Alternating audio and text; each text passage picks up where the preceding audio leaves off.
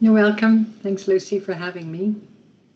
So the first question to start off with, what does a Vice-Chancellor do and how is the role relevant to students? To start with answering your second question, I think the role is extremely relevant to students because I'm responsible for the entire university. And I think one of the most important, if not the most important, core mission of the university is student education.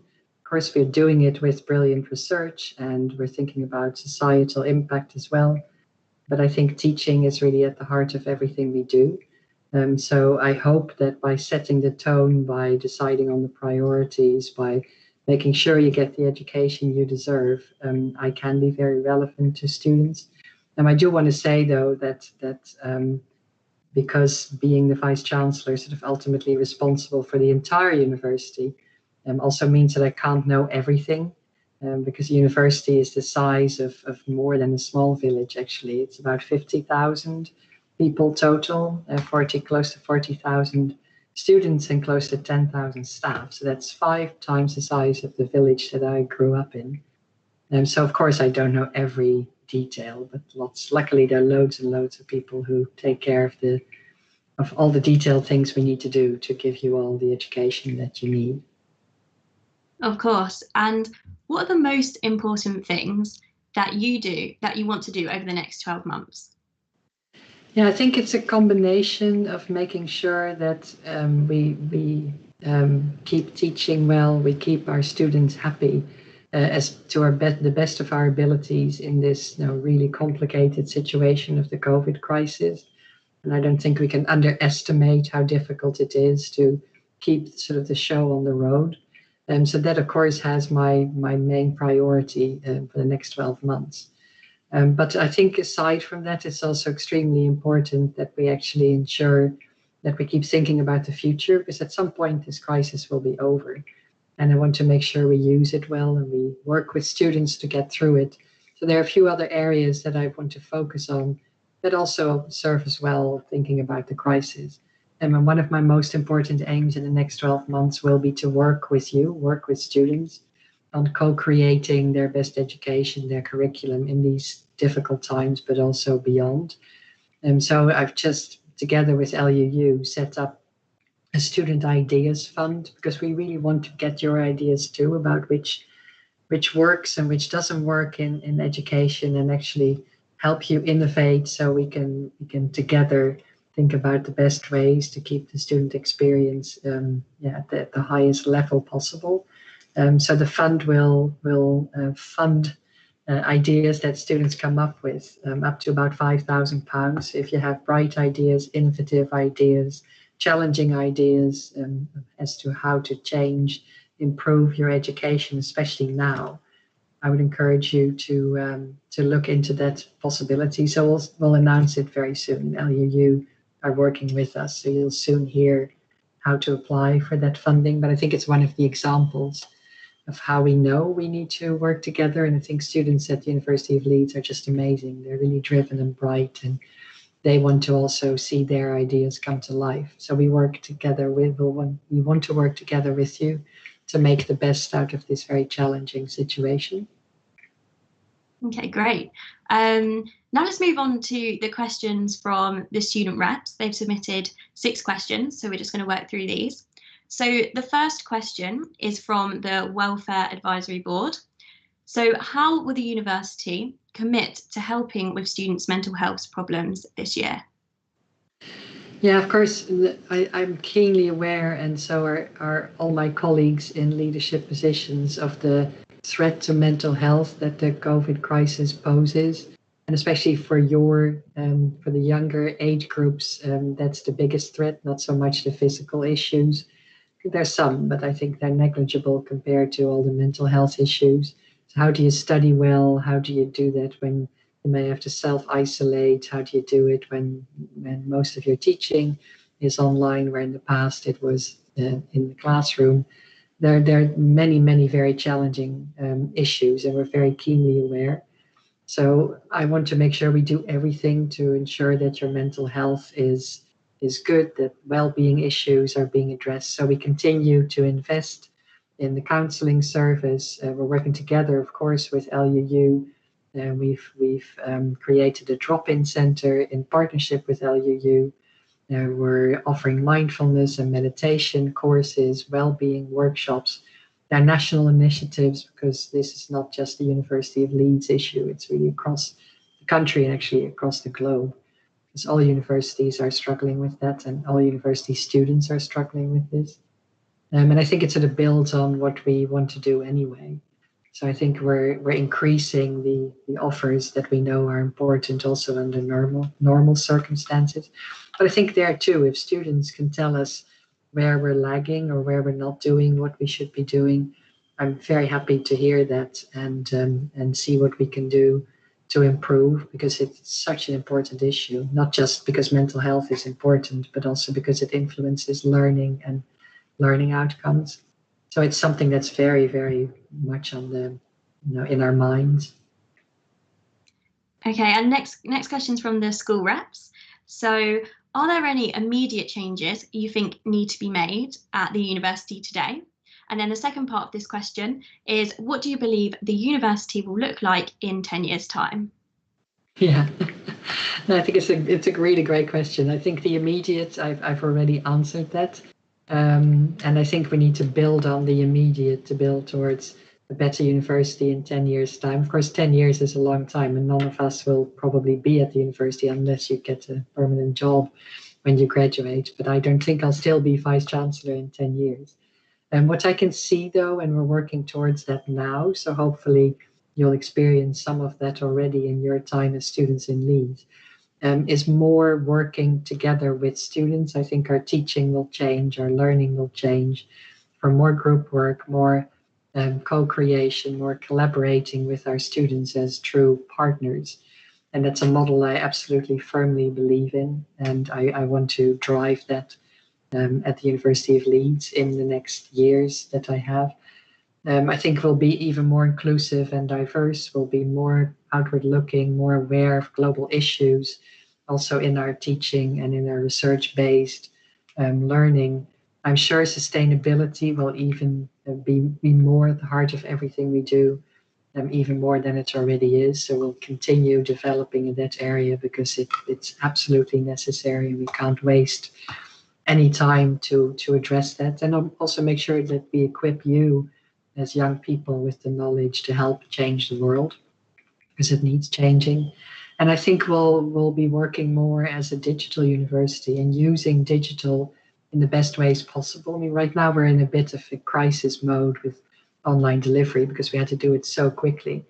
But if we take the time to build courses from the ground up as digital, I think we'll be able to use much more of the positives of digital delivery than we can do now.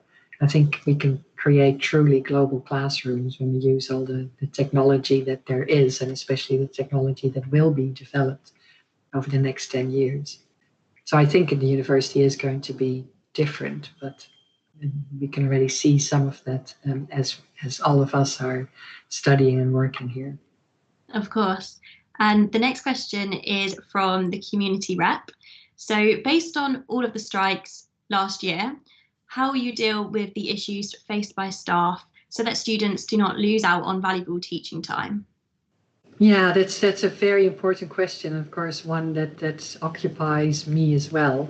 I'm hoping very much that the work that the joint expert panel has done, working together with the trade unions and the employers, will create mutual trust and will bring some stability so we don't have to face the strike actions that we did last time, because they're very tough, of course, especially for students, because you're worried about the teaching. And so I'm working very hard also with the unions to make sure that there's mutual trust and goodwill between me and them. But I think we also need to be aware it's a national issue. It's not something that we can solve only locally. And the pension scheme has been under a lot of pressure even before COVID started. It offers a type of benefit that's very unique to the UK and to the higher education sector. And I think some changes will have to be negotiated to the scheme, because especially now with COVID, I don't think it's sustainable in its present form. But I'll work really hard with the unions and any way I can to prevent strike action from disrupting teaching. If it were to happen, which of course there's that possibility, we'll do what we did last time and make sure that the student outcomes, learning outcomes, are guaranteed to the best of our ability, and we work with students to mitigate the effects. But it's really tough. It's very difficult to make sure that the teaching doesn't get affected at all. So I think working together between me, LUU, student reps, and all of you is going to be vital, like it has been in the past. So the next question's from the Liberation Coordinator. So they ask, what resources and ideas are you investing into empowering trans students at Leeds Uni? Yeah, I think our policies are really clear. We're absolutely committed to treating all trans students and staff with respect and equally. We don't accept any discrimination, any bias, any disadvantaged position. And I'm very committed to making sure that we create a culture in which everybody can achieve their best outcomes and there's a sense of belonging for all staff and students, also for trans staff and students. And you must be aware that we have the trans equality policy, and we're working now in consultation with staff and students to create practical guidance to support the implementation of it. Because having the policy is one thing, but making sure that everybody understands what it means for their area, of course, is absolutely vital. So I'm fully supportive of everything that's being done and that will be done in the near future. Amazing. And the next question is from the activities rep. So they ask, will the University of Leeds declare a climate emergency? Yeah, climate change is an issue that's really, really important for us. And it's a global challenge of enormous proportion. And it feels like with COVID, we're sort of forgetting about that a little bit, but we can't. And sustainability is at the heart of the research we're doing at the University of Leeds, and also at the teaching, at the heart of the teaching we're doing at the University of Leeds. I don't know if you're aware, but we're developing our new strategy that will be from 2010 to 2020. It will be a bit later, so early 2011, but it's a 10-year strategy. And the climate change issue is really at the heart also of the strategy. So we have the 7 principles that were, I think, developed last year in response to the climate crisis. And those include reducing our carbon footprint to net zero by 2030, also embedding sustainability in the curriculum and our decision making, and supporting actions to reduce climate impacts. And I can truly say that the University of Leeds is leading in the sector, which of course doesn't mean there isn't room for improvement. So since the publication of the principles, we've fully divested from fossil fuel industries, and we're close to publishing the details of the climate change plan that I just talked about, the pathway to net zero. And we're constantly looking at all our standards around construction and procurement. And so we're very much with the student union in this whole area, and looking forward to working with you more. And I think your predecessors have been really influential in pushing the university leadership to take this full on. So yeah, I'm happy to continue that. Okay, and this is the last question of this section. So this question is from the International Student Advisory Board. So what do you hope to achieve as Vice-Chancellor at Leeds University about the engagement between home and international students? Yeah, I think maximum engagement is so incredibly important. I'm a firm believer in the power of international classrooms, and that goes beyond just mixing students from different nationalities. It's really about how do we form groups of students? What do we teach? How do we teach it? How do we make sure that everybody's background is brought to the table in the classroom? So it also has to do what we offer in the curriculum, how outward facing we are in terms of building the curriculum. But of course, it's also about how students relate to one another outside of the classroom. So ensuring that there is a lot of engagement through working together with LUU, international students are so important for us, and I'm not talking from a monetary perspective. I'm really talking from the perspective of the global education that I think every Leeds student deserves.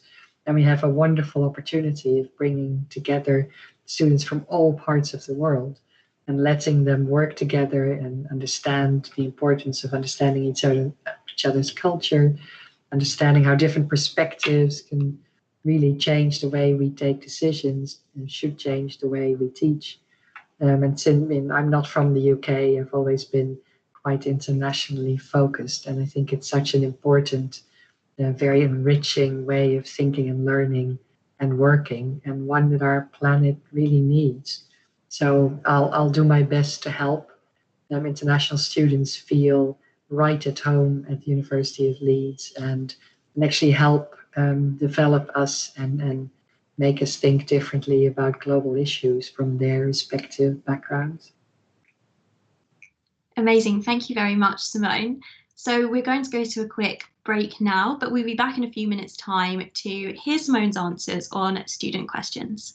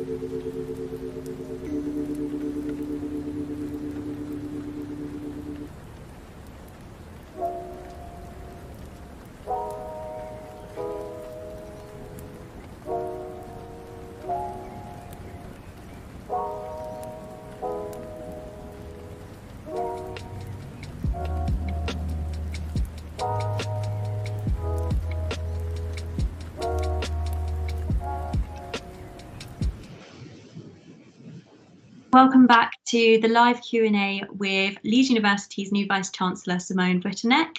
Tonight we are putting your questions to Simone, and so far we have had questions from all of the student reps, and now it's time to move on to questions submitted from students.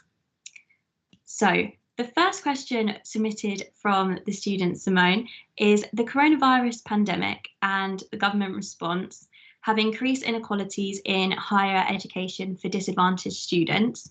What steps are you taking to address these? And how can we ensure that higher education remains accessible when the cost of being a student continues to rise? Yeah, it's a major issue, not just in the COVID crisis. And I think what we're seeing now with COVID is that existing inequalities are increasing, and we're seeing that across basically every segment of society, globally as well. And of course, that's extremely worrying. And I think what we need to do as a university is draw on the activities we're already developing and making sure that we increase those if that's necessary or when that's necessary, because I think it is necessary. And we're worried about a number of different areas, and one of them is access to university. So making sure that we keep reaching out, that we keep access for disadvantaged students, that they can come to university. So thinking about an environment where the university is welcoming, where students actually feel that they can come and study with us. And we have a very dedicated outreach team that's actually doing lots of things online now, quite successfully so. That's an area where we're absolutely determined to keep focusing, to make sure that students keep coming to us. And then, of course, there's the group of students who are with us. And we do have an access and student success program policy that we're going to be using, because that's evidence-based. It has really good foundations that we'll be drawing on. So we'll be looking very closely at continuation, at awarding gaps, at all the issues that we know are there. And we're going to be focusing on students who may be experiencing more hardship than they would have done without Corona. And we also need to make sure that individual students who are in trouble can come to us via their tutors or their teachers or their student reps, and that we know when there are particular issues that may need a bit more of a bespoke solution. So when it's about Wi-Fi access or particular equipment that students need. So we're very, very focused on making sure that at least for our student body, the coronavirus doesn't increase the already existing gaps. But there too, we need to work together with students to make sure that we do everything we potentially can. But it's an issue that's absolutely important to us.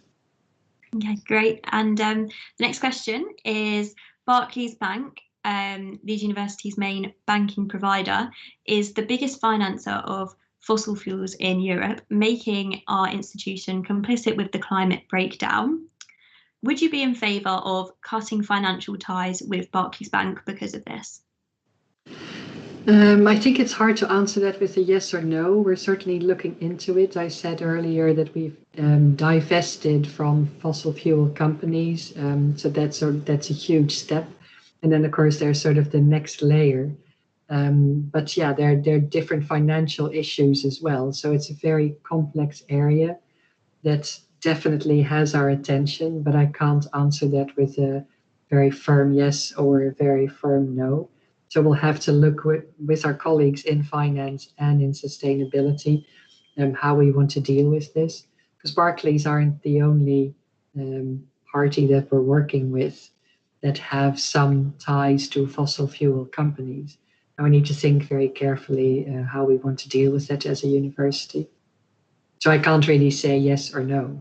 I can just say it has our attention, and we'll be looking closely into it. Yeah, that's fine. And next question is, how would you respond to those that argue that the university has encouraged and is continuing to encourage students to remain in Leeds, even when doing so may be detrimental to their physical, mental, or financial well-being? I don't really agree with that analysis, and I think in the whole discussion about what students should be doing, whether they should stay on campus or should go off campus, then we often forget that it's not just about the teaching. So even if all your teaching is online, there still could be really good reasons to be on campus. And I think we're all aware that for students' mental health, the connection with other students, the availability of clubs and societies, they're working so hard to do things in different ways when they can't carry out their activities because of the risk of infection. That's still a very important part of students' lives. So some students will have to be on campus because their teaching needs to be face-to-face when they're in clinical placements or have to be in labs. And some students, even when their teaching is mostly or totally online, could still have really good reasons to be in Leeds. So I would personally encourage every student to stay in Leeds, be on campus, and be around if they're living off campus, because of everything the university life has to offer. And it's not just listening to lectures or being in online working groups. And it's certainly not that the university just wants to make money off students or forces students to do things. We really can't do that. All we can do is encourage. And of course, if government regulations change and if students can no longer be on campus because because the government tells them that the campuses need to close, then it's a completely different situation. But I also need to point out that there have been no cases of transmission in face-to-face teaching, because we have made sure the campus is completely safe, that there's social distancing and ventilation, and none of the cases that we've seen so far have come through teaching. And yeah, I think it's very important that students keep coming and keep enjoying their life on campus. I guess for some students, they may be feeling quite isolated with the amount of things that are online this year. I mean, what do you have to say to those who do feel isolated because of this? And looking to the future, is there any chance that because there's been no transmission in face-to-face learning, that there could be more face-to-face learning for students whose courses are predominantly online at the moment? Yeah, what we've been saying all along is if face-to-face learning is absolutely necessary or pedagogically advantageous. So clearly, if it's possible to do it safely, and it helps the interaction with students and teachers and students amongst themselves. And I think we should encourage face-to-face teaching. So we've been doing that all along, and I think we'll keep doing that until the regulations change. And I was going to say something else, but now I forgot. I don't know. I'll stop there. No, that's fine. That's fine. Okay, so there's another question that's now about tuition fees, which kind of leads on from what we've been speaking about. Will you be fighting on behalf of students for a rebate on tuition fees from the government? I think that's a really difficult question. My immediate answer would be no. I don't think the government will do it anyway. And I actually don't think we need to give students tuition fee rebates, because I think we can be pretty confident that their learning outcomes have been preserved. I think we're working very hard to make our teaching as good as possible. Of course, there are always things we can change, and we need to keep working at that. But I'm quite confident that we offer students still a very good education. So I think if we really felt like it wasn't up to speed, it would be a different story. But for the time being, I'm quite confident that students should be happy with the offer they're getting. And of course, it's not the same as before the COVID crisis. And then I think we all have to realize that. But I don't think that we need to advocate for a fee rebate because we feel that the quality is substandard. I think as well, there have been quite a lot of petitions over the last couple of months about tuition fees. A lot of people are saying it is unfair because there have been strikes this year and then coronavirus, and university isn't just about the learning, it's also about having access to services and facilities on campus and at university, and being able to access sports and clubs. Do you think it's fair that students should pay full tuition fees when they don't have face-to-face learning or limited face-to-face learning for the majority of students? Well, I think it depends on your definition of fair. I think a lot of things are different in the COVID crisis, but I think that's just more like a fact of life than someone just slipping up or not doing their jobs and therefore creating a situation where students are unfairly treated. If I look at my colleagues and the staff, the support staff, the teachers, what they're doing to ensure students get taught, that if they need to self-isolate, they get the support, they get the food they need, they get the mental health support. University is investing millions and millions and millions over their regular budget to make sure that we create an environment that's as good as possible under the circumstances for students. So yeah, it may not be fair that students have a different experience than before COVID, but I don't think it's necessarily the university's duty to give them money back because their experience is different from how it would have been without COVID. And the university only has one budget, and it means if we take money out of the budget to give students fee rebates, there are other things we can't do. So yeah, I think the word fair is a bit complicated in this sense, because I don't think the whole COVID crisis is fair. And I think we all suffer. Of course, and like we said then about the money and the university's budget, would you be calling then for the government to potentially reimburse students for some tuition fees as a compensation? Yeah, again, I think it's a really difficult one because the government too is struggling to make sure that people on furlough get enough money, that we ensure that people who lose their jobs still can pay the rent and feed their children. So I'm not sure I would advocate for putting students and their fees at the top of the list, because I honestly don't think, compared to everybody else, students' education is necessarily so much worse now than it used to be. They're very unusual circumstances, and we all have to adapt, and things are not the same as they were last year.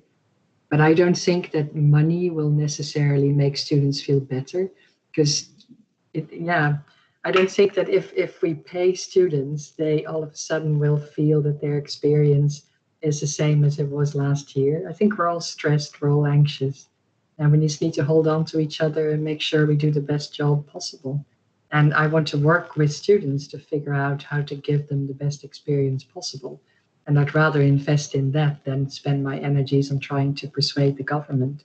And I'm just not sure we can have the right narrative anyway. Okay, and that leads me on quite nicely to the next question that a student has submitted.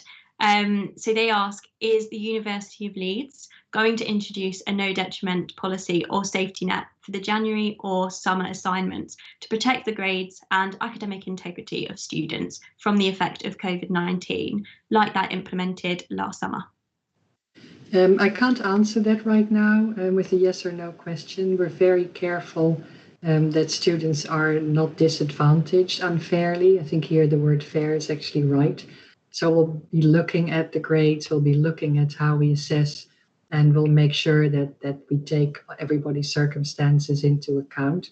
But what that's going to look like and whether that's going to be exactly the same as the no detriment policy, I think it's just far too early to say, also because we don't know what the teaching is going to look like the next semester. So we're very aware that we don't want to disadvantage our students. So I think you can be assured that your grades won't suffer from the fact that everything is so different now. But what that exactly means, I don't think we can say that right now. Okay, that's fine. And so something potentially would be considered if you notice that students' grades have been affected. Yeah, we'll keep monitoring. It's actually possible that students' grades will be inflated. There's some concern about that now, that some of the policies will lead to the kind of grade inflation that the Office for Students doesn't like. So we need to very carefully balance, and we need to make sure we're fair. We need to make sure we assess students in the right way, and we give them the grades they deserve. And we'll be looking at that really, really carefully. So please don't feel anxious or concerned that you won't get the grades that you deserve, because I'm pretty sure we'll make sure that doesn't happen. Great. And so the next question is, what advice would you give to students who, due to the coronavirus pandemic, no longer feel able to continue living in Leeds, but are unable to terminate their costly accommodation contracts, both for university accommodation and in the private sector? Yeah, I think that's one of those case by case issues. We do have student hardship funds. We do offer financial support to students who are in trouble. So rather than a blanket policy, we've decided to look at it when students sort of raise their hand, figuratively step forward and say, I'm in trouble, please help me.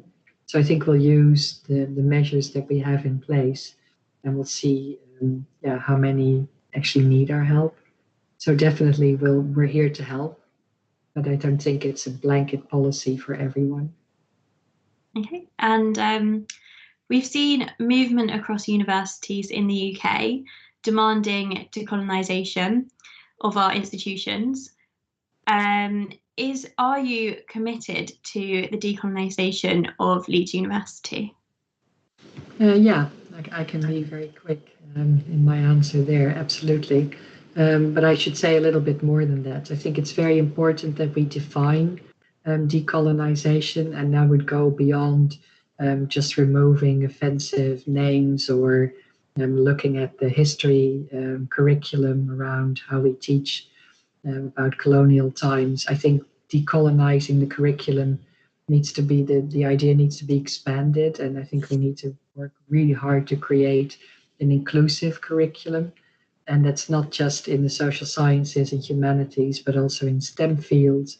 And I've actually done quite a bit of work in that area in my previous job in London, where I worked with people in the School of Public Health who looked at their global public health curriculum, and found that a lot of the reading lists, I think 95% off the top of my head, had articles and readings from the top 20 universities in the world, and most of them, of course, if not all of them, are in the global north. And so they did a lot of work on looking at reading lists, looking with students to which particular topics they wanted to get taught in their global public health curriculum. And that project is now being expanded across all of the university that I worked for in London. But I'm working together with people in the University of Leeds, Louise Banahini and others, to bring some of that work also to the University of Leeds. So I think we need to take a really good hard look, not just at our curriculum in social sciences and humanities, but across the entire university. But then also at how we teach and how we conduct ourselves in the classroom, how we make sure that students from different backgrounds actually bring their lived experiences into the classroom. And if the curriculum, of course, is much more inclusive, it makes a lot more sense for students' backgrounds to be valued and to be brought into the way we teach. And we need to think about that also from an evidence-based pedagogy perspective. So I think research intensives need to be very aware that also in the types of research that they bring into their teaching, there are lots of ways of decolonizing across the piece, again, not just in particular topic areas. So it's something that I find extremely important, and I'll definitely be working with colleagues at the university in the next few years to make that happen. So you have my full support. But we also need, of course, student voices, and it's not something that we can figure out only from the leadership at the university. Great. Next question is, what would be the approach that the University of Leeds will take to integrate intelligence in online education? To integrate what in online education? To integrate intelligence in online education. I'm not sure I understand that question, Lucy. I assume the student is asking about potentially artificial intelligence and how we're going to make online education a bit more accessible for students online and potentially engaging. Okay, well, let's assume the student meant artificial intelligence. Yeah, I think that's an area that has huge potential. There's a huge amount of technology that's being developed as we speak in augmented reality, virtual reality, immersive technologies, simulation studies, and we're working already with the Faculty of Medicine, the School of Medicine in particular, to look at how we can implement that in the medical school curriculum, also with colleagues in other universities. So that's, I think, an example of where if you look at online teaching and building it from the ground up instead of going in emergency mode like we're doing a little bit right now, you can really harness all the amazing technology that's being developed. And that's a whole area of work that the university will be investing in. I've appointed a deputy vice chancellor, digital transformation, who's going to look at education and research and impact and really drive that change. And I think it's a great area also for working together with students, both from the development perspective and thinking about innovative technologies and how students can help implement that in the classroom, but also to look at students' experiences when we're using those kinds of technologies in an online space. So I think we're just seeing the beginning of everything that we can do differently in online teaching using artificial intelligence and other very exciting technologies. In my previous job, when the COVID crisis hit, there was a whole team that did the field trip fully online. So instead of going to where they were going, somewhere in Indonesia, they did it with AR and VR online, and the students actually really loved it, and they were happy they still had something that looked like their field trip. Of course, it was different. It was now drinking together in the evenings and other things, but otherwise they did lots of things that they couldn't have done in an actual field trip. So I think we're just again seeing the beginning of everything that's possible. So it's one area where I absolutely want to drive change. Amazing. And another question is, how do we maintain the sense of a connected university at Leeds, a connected community, whilst not all physically present on campus? Yeah, I think that question is really important, and I think we need to look at how students feel that sense of connection with each other, with the university, with their teachers, with their peers, and how we can best use the technology to create that sense of connection. And I think we don't always see an online environment as conducive to connection. So I want to focus on areas where actually in an online classroom, you can feel much more connected in breakout groups where you're working together, in working differently with the teacher than when that person would be on the stage lecturing. And then thinking about where we really want to be together and physically meet and start doing that in a safe way now, or as soon as the COVID crisis is over, resurrecting that way of being together. So I think it's absolutely possible to keep that sense of connection and to feel like as a community, if we hold on to each other, we can help each other, we can make sure that that sense of belonging and not feeling lonely is preserved. And if we take all of that into the future, once the COVID crisis is over, I think we'll be stronger than we are now. So I think we can maintain it, and it's another reason also for students to not go home and see the University of Leeds as just the producer of online teaching. Amazing. Thank you, Simone. That's all of our submitted questions done now. Is there anything else that you would like to say to students whilst you have the chance? Yeah, don't be shy. Don't feel like you can't contribute. Use LUU, the student reps, if you have bright ideas, if you want to try something to innovate. You have our support. We want to work with you to make the best of your experience, and especially now in these trying times.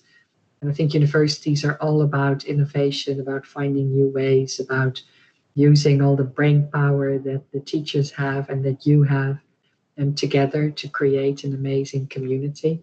So the more engaged you are and the more you tell us what ideas you have, the more we can help you bring those ideas to life. So if that's something that comes out of the crisis, very engaged students that contribute to their education, I'm going to be really happy and super proud and excited about the future. So I really want to encourage all of you to feel connected and to feel like you can be a very engaged and vital part of this amazing university. Great. Thank you so much, Simone, for joining us this evening. And thank you to everyone who tuned in and watched the Ask Simone Vice Chancellor Q&A. It's been a great evening hearing all of your responses, Simone, and you can catch up on all of Simone's responses on our Facebook and YouTube. But for now, that are all of our questions. I have a list of people to say thank you to, as well, as this event would not have been possible without the amazing team behind it. So a big thank you to Izzy Walters, who's the Union Affairs Officer. A thank you for coordinating this. Another thank you to the LUU student reps who sent in questions for Simone to answer. Thank you to the LUU marketing and communications team, and also the LUU staff and support team, including Michael Hewitson and Sally Stevens. And of course, a big thank you to all the LSTV crew here this evening. It's been a great event. Thank you everyone for watching. Stay safe and good night.